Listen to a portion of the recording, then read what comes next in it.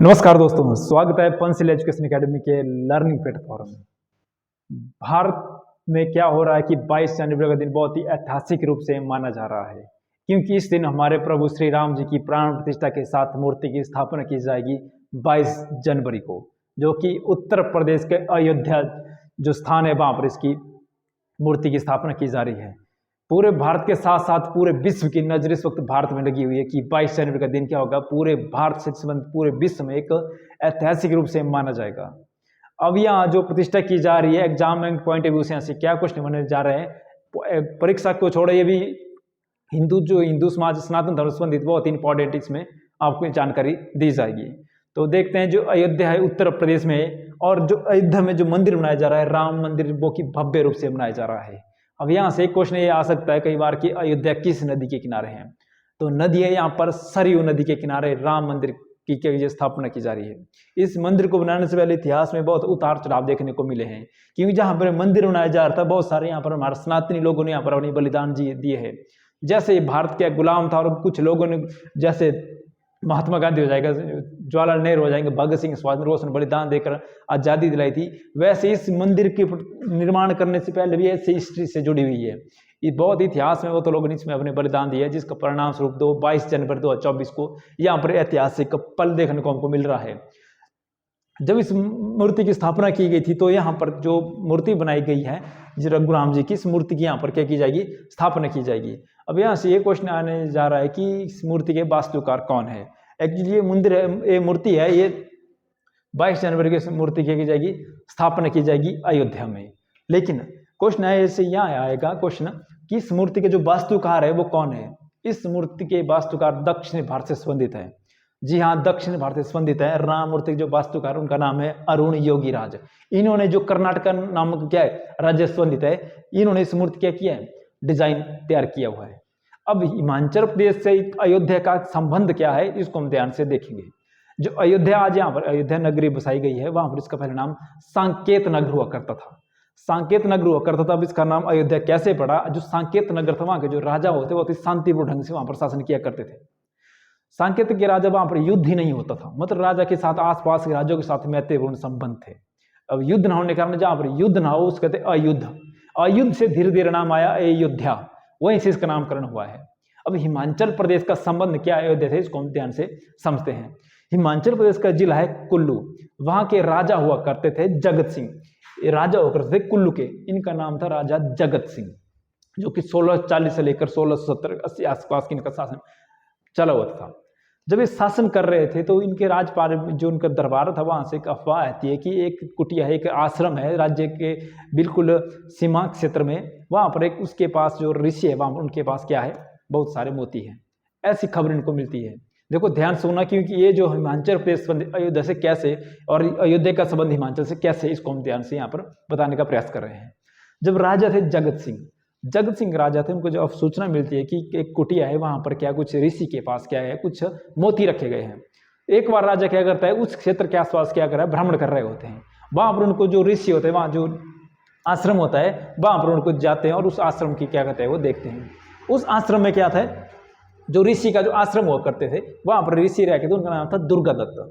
Important ऋषि थे, दुर्गा दत्त रहा करते थे। यहाँ पर जो ऋषि रहा करते थे, इस आसपास के क्षेत्र में क्या करते थे, बेचारा अपने जीवन निर्वाह किया करते थे।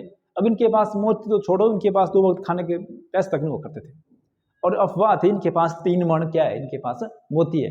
मतलब मण का मतलब आजकल समय पर यानी कि 40-50 किलो क्या थे, इनके पास मोती हुआ करते थे।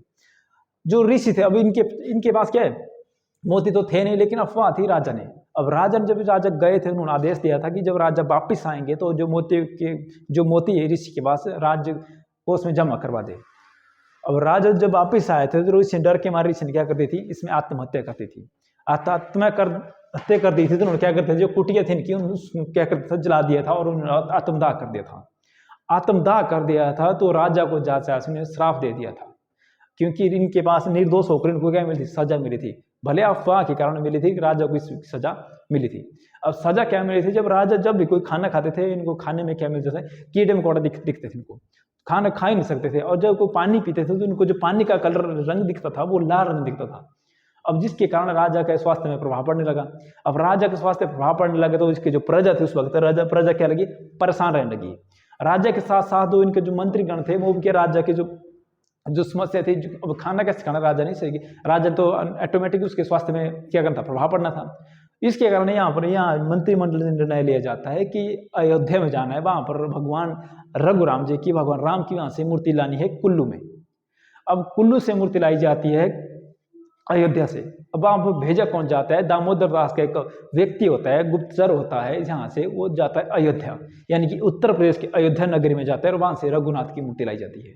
एक घटना है 1653 की, जिस मूर्ति को लाया जाता है कुल्लू में, जिस मूर्ति को आने से जो राजा की जो समस्या थी उसका क्या, राजा को उससे निपटारा मिल जाता है।